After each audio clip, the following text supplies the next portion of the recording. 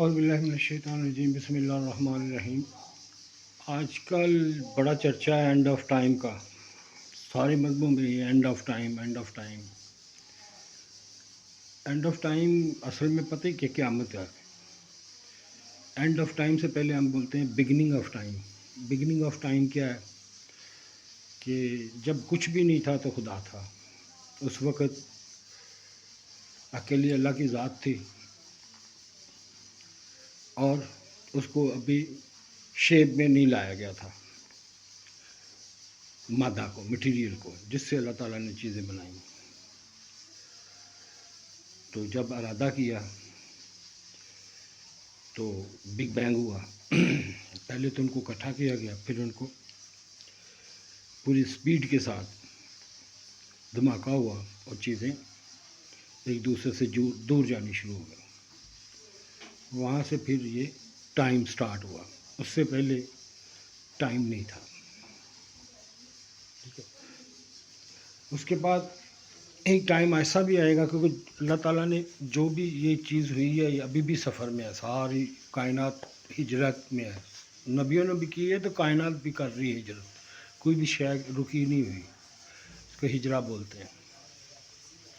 اور جب اس کے ان کے دور جانے کا، ان کے فنا ہونے کا، ان کے پیدا ہونے کا ایک ٹائم ہوتا ہے، وہ ٹائم وہاں سے ایجاد ہوا، ٹائم شروع ہوا، لائف شروع ہوئی۔ پھر ایک وقت ایسا آئے گا اللہ تعالیٰ سب کو ختم کر دے گا، کیونکہ یہ دو صفتیں ہیں اللہ تعالیٰ کے نام میں، اول و آخر ہو۔ سب سے پہلے والا جب کچھ بھی نہیں تھا، اور سب سے آخر میں بھی۔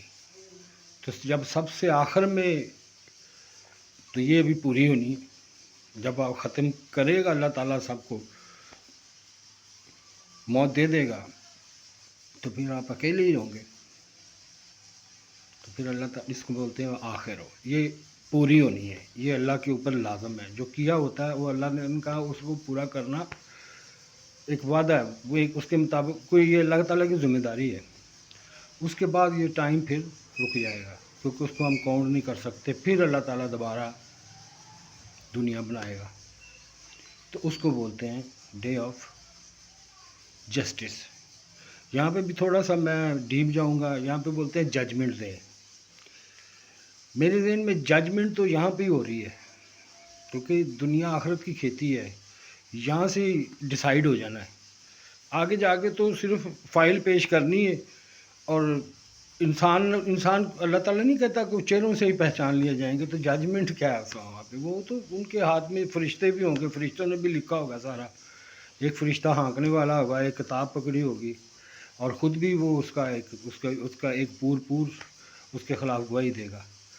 تو یہ تین طرح کے جو وٹنس ہوں گے، تو وہ وہاں پہ جا کے انصاف ہونا ہے۔ ججمنٹ کیا ہونی ہے؟ ججمنٹ تو یہیں پہ ہے، یہاں سے ہم ربنا آتنا فی الدنیا حسنۃ وفی الآخرۃ حسنۃ وقنا عذاب النار، دنیا کی زندگی اور آخرت کی زندگی دونوں میں کامیابی، اور جہنم کی آگ سے پناہ مانگیں گی، کیونکہ جو لوگ ناکام ہو جائیں گے، ظلم کریں گے، تو پھر اللہ تعالیٰ ان کو سزا دے گا، ان کو جہنم کا ایندھن بنا دے گا۔ جہنم کا ایندھن سے مراد کیا ہے کہ اللہ تعالیٰ قرآن میں کہتا ہے کہ دوزخ کی جو خوراک ایندھن کا جو ایندھن ہے وہ انسان اور پتھر ہیں، جن ہیں، تو وہ ادھر ڈال دیا جائے گا۔ ان کو زندگی تو ان کے پاس ہوگی لیکن بڑی دردناک ہوگی، سرو وہ دنیا کو کر رہے ہوں گے جیسے ہمارا سورج نہیں کر رہا، سرو کر رہا ہے، جس کے بغیر کوئی شے پیدا نہیں ہو سکتی، تو وہ اس میں ایندھن چلتا ہے، تو پھر ایندھن یہ ہوگا، ٹھیک ہے، تو اس میں وہ موت نہیں آئے گی۔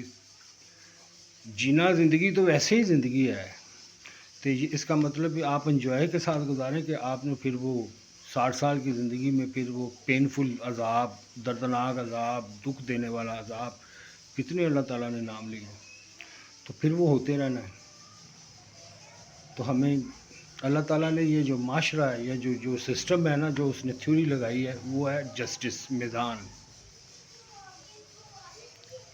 ایک میزان ہے، وہاں پہ انڈسپلن نہیں ہو رہا، वहाँ पे डिसिप्लिन चल रहा है, क्योंकि अल्लाह ताला ने ऑर्डर किया हुआ है।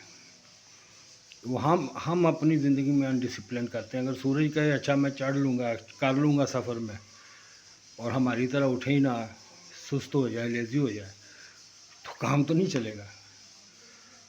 वो उनके ऊपर लाज़म है इंसान को थोड़ी इम्तिहान के लिए, क्योंकि अल्लाह ताला अपनी जन्नत में ना किसी मुशरिक को या लड़ाई झगड़े करने वाले को या मुनाफिक को नहीं लेके जाना चाहता, क्योंकि वहाँ पे तो पुलिस भी नहीं होगी, फ़ौज भी नहीं होगी, ठीक है। तो ये है पीसफुल, यहाँ से क्लीन करके हौज़ कौसर समझ लें, यहाँ से क्लीन करके लेके जाना है जिसको लेके जाना है। तो ये चीज़ें, दो चीज़ें जो इस वक्त बहस में चल रही हैं, और हर मज़हब वाला, हिंदू हो चाहे जूस हो चाहे क्रिश्चियन हो चाहे मुस्लिम हो, वो लड़ने के लिए तैयार बैठे हैं। मसीहा एक आएगा तो उनका निज़ाम कायम कर देगा। आपको तैयार किया जा रहा है कि आप सारे इकट्ठे होकर लड़ें और दुनिया ख़त्म हो जाए। ये आपने अपने लिए खुद तैयार किया है।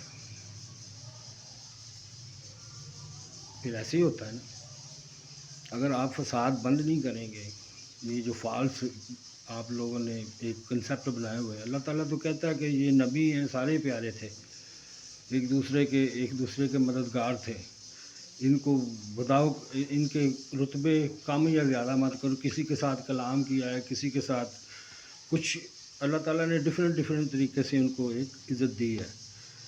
इसका मतलब ये नहीं है कि कोई भी इंसान, चाहे हमारा नबी हो चाहे किसी का भी हो, अगर वो नहीं होता तो दुनिया नहीं चलती। दुनिया चलनी है। हम कहते हैं ना, बाज़ दफ़ा कहते हैं कि नबी पाक ना होते दुनिया नहीं सी बनानी। ये हम नहीं करना कहते अकेले, ये दूसरे लोग भी अपने नबियों के बारे में ऐसे ही कहते हैं। तो ये एक ऐसी चीज़ होगी कि अल्लाह ताला मजबूर, अल्लाह ताला बेनियाज़ है। ये किसकी सिफ़त है? बेनियाज़, ठीक है, वो बिल्कुल बेनियाज़ है। उसको ये कोई भी नहीं कह सकता कि मोहब्बत में, क्योंकि आप डिसिप्लिन में, मोहब्बत तो करता है सबसे, किससे नहीं करनी, काले से भी करता है, गोरे से भी करता है, लेकिन जिसका तकवा है उसकी करता है। थोड़ी सी अगर तंगी तकलीफ़ आ जाए या कोई खड़ा हो जाए सिस्टम के ख़िलाफ़, तो उसके ऊपर कोई थोड़ी मुसीबतें आए तो साथ देते हैं, या चलो खामोश रहते हैं, लेकिन उसका मजाक नहीं उठाते या उसको एज इबरत नहीं देखते, क्योंकि इसी वजह से कुछ लोग चलना चाहते हैं, कुछ लोग कोशिश करना चाहते हैं, लेकिन डर जाते हैं अंजाम देख के दूसरों का। तो ये आप लोगों की मजबूरी है सारी, आप लोगों के लिए है सारा, आप लोग को बोलने के लिए ज़ुबान दे रहा हूँ। अल्लाह ताला इसको इस्तेमाल करने की तौफीक दे, और कुरान को समझ के पढ़ें, ये एक लाज़िम करें आप, फिर आपको पता चल जाएगा क्या हो रहा है क्या नहीं हो रहा। अल्लाह हाफ़िज़।